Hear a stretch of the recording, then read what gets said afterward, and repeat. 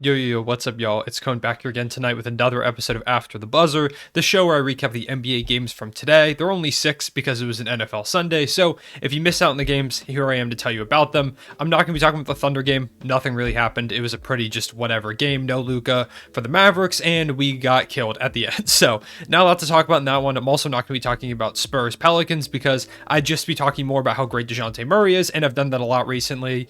But the game I want to start off with is the Lakers Magic game. And really, in particular, I want to focus on LeBron James. I don't need to tell you that LeBron James is good at basketball. You understand that. But the stuff that he continues to do despite turning 37, he's 36, he turns 37 at the end of this month. It's ridiculous. Tonight, 30, 11, and 10, and he's been dominating. Over the course of his last 8 games, LeBron is averaging 30 points per game, 7.3 rebounds, and 8 assists. Shooting over 50% and 35% from 3. In his last 8 games, this isn't like, we're not talking like a 2-game stretch or like a 3-game stretch or even 5. 8 games, that's a lot. Since he's come back from his injury especially, he's been on fire. LeBron is doing everything for this team. There's really not much more he can do. It's offensively, it's defensively as well. He's been a great leader. He is doing whatever he needs to do to lift this Lakers team up. He's doing whatever he can. And it's amazing to continue to watch because it feels like no matter where he is in his career, no matter until he retires, it feels like he's going to be a top 5 player. Or at least in some of those conversations to be the best player in the world. It's ridiculous what he continues to do.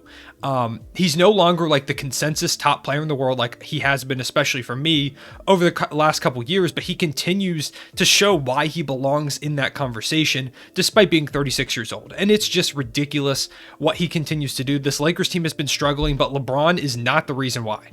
LeBron has lifted them up far and beyond what I think anyone expected him to do this season. We know how great LeBron James is, but at the age of 36, and especially alongside other stars like Russell Westbrook and Anthony Davis, I wouldn't have been surprised if his statistical output kind of dropped a little bit. And I'm not saying he would be averaging like 21 points per game or something, but for him so far to be averaging around 26.5 points per game on the season, alongside like 8 rebounds, 8 assists, it's ridiculous what he continues to do.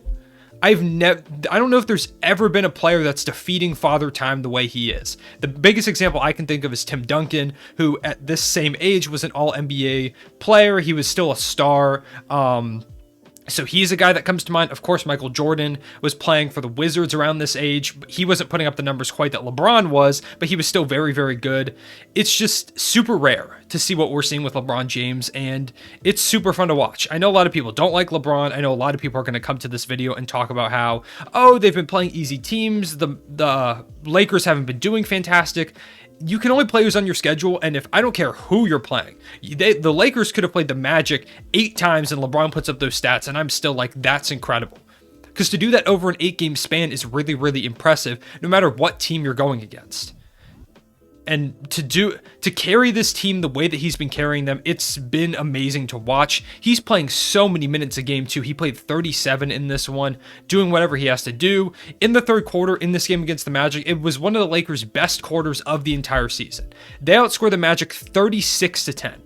They locked up on defense, they were scoring on offense, the ball movement looked phenomenal, guys were knocking down shots, and we see these glimpses sometimes from the Lakers, and it's when LeBron takes over. When LeBron says, get out of my way, give me the ball, I'm going to create for others, that's when the Lakers are at their best. Russell Westbrook also does a good job of creating for others, but when LeBron kind of just steps up and says, get out of my way, I'm going to get things done, that's when this team is at their best. LeBron should still be the alpha of this team. I know there have been conversations about Anthony Davis being younger and at some point needing to take the reins, but this team is competing for a championship. AD can take over when LeBron retires or whatever.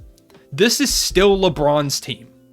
He needs to continue to take over, continue to be the guy that carries them down the stretch and throughout these games. He's their best player.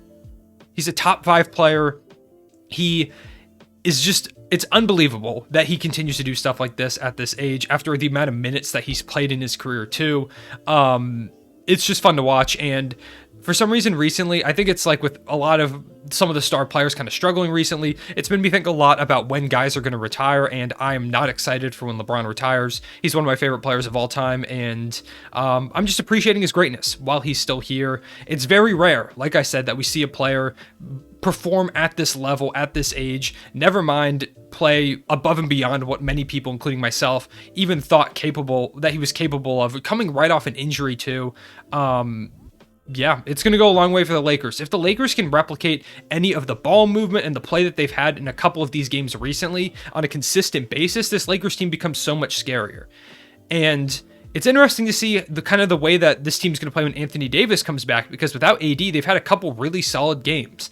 Anthony Davis has to be better. He has to figure out his role. It's a lot of kind of figuring out the way to play these guys. I think they've kind of figured out how Russell Westbrook and LeBron James kind of mesh, but it's a matter of meshing all three of those guys together. I think they're going to do it. I still think this Lakers team is a very good team just because you have LeBron James, Anthony Davis, and Russell Westbrook. I don't care what other pieces you have around them. They should be able to make this thing work. It'll be interesting to see if they do, but at this point, LeBron is going crazy and kind of just dominating the league. Next, I want to talk about Kevin Durant. They played the Pistons. Once again, I'm sure people are going to say, oh, it was the Pistons, whatever. I don't really care. Kevin Durant had 51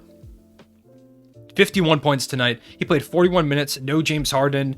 He didn't sit in the second half until the end of the game when this game was out of reach. He also had 9 assists, 7 rebounds, and he shot 16 of 31.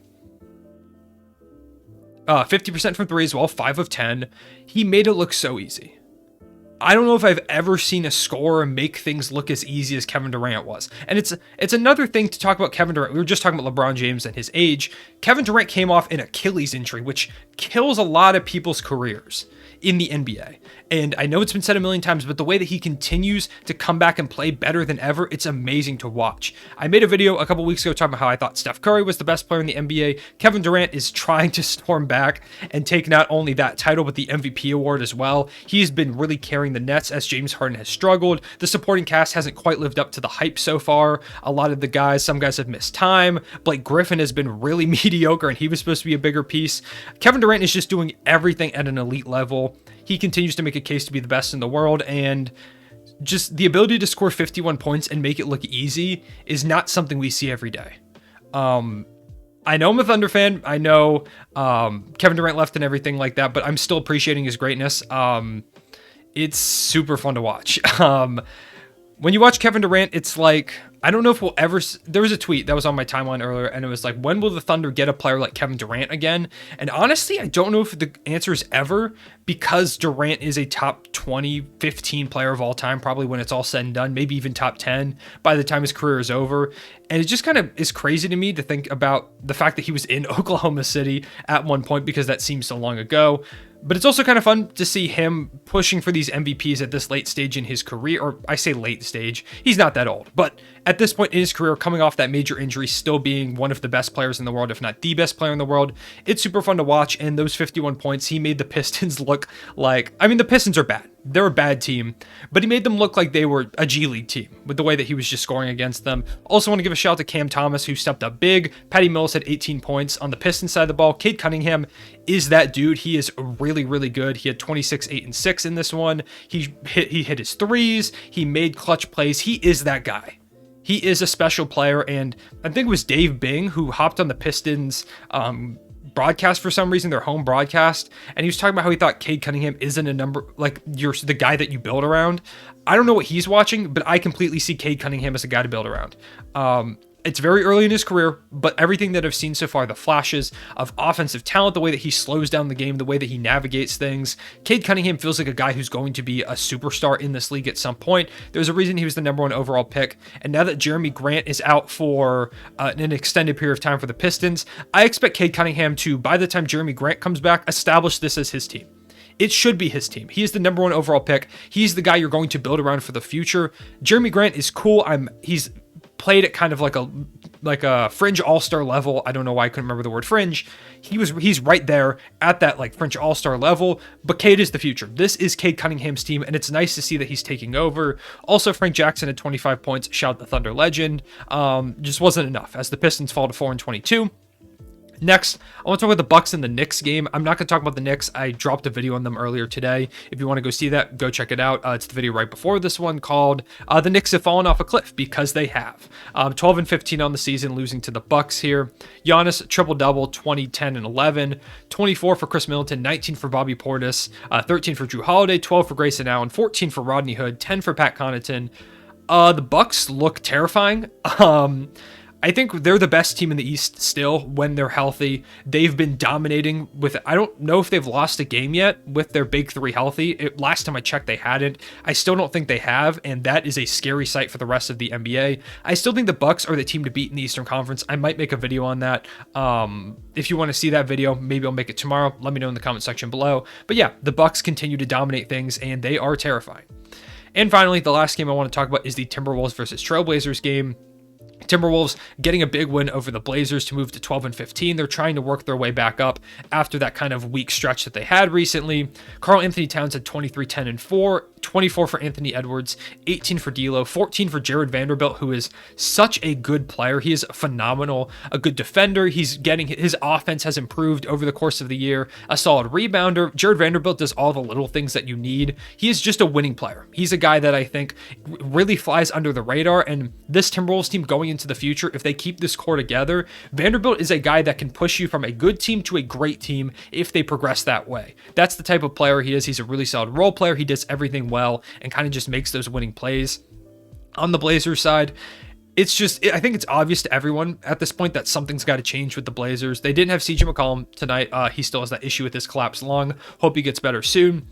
But even without him, this is a game where they probably feel like they should have won it. They were favored according to Vegas odds, 24, 11, and 6 for Dame, 15 for Norman Powell, 10 for Nasir Little. Larry Nance Jr. started at power forward. He had 8 and 12. Robert Covington was bad as he got benched. 26 for Anthony Simons, who's been a really solid bright spot for them this season. 15 for Ben McLemore. They had some bright spots, I guess, but I think it's clear to everyone at this point that this Blazers team is just not working. They are by far and away they're just so boring at this point. I don't expect them to win games. I don't expect them to go anywhere. I'm not even sure if they're going to make the playoffs at this rate. Something's got to change, whether it's a trade with CJ, Nurkic, you finally make the Dame trade, whatever. Something's got to change, and I'm not convinced the Blazers are going to make those changes. Part of me thinks they're just going to make the play-in, either lose in it or make it in as an 8 seed and get swept in the first round, and then we'll see them run this whole thing back next season because the Blazers never know when to quit. So we'll see on that. Good for the Timberwolves getting a win, and the Blazers are just boring and mediocre. That's all I have to say in this video. Let me know what your thoughts were down below. If you made it to this point in the video, tell me what your favorite performance was tonight. Was it Kevin Durant's? Was it LeBron James? Was it someone else? Let me know in the comment section below. I appreciate y'all watching. Make sure to like and subscribe. I will see you all later. Real one, say it back.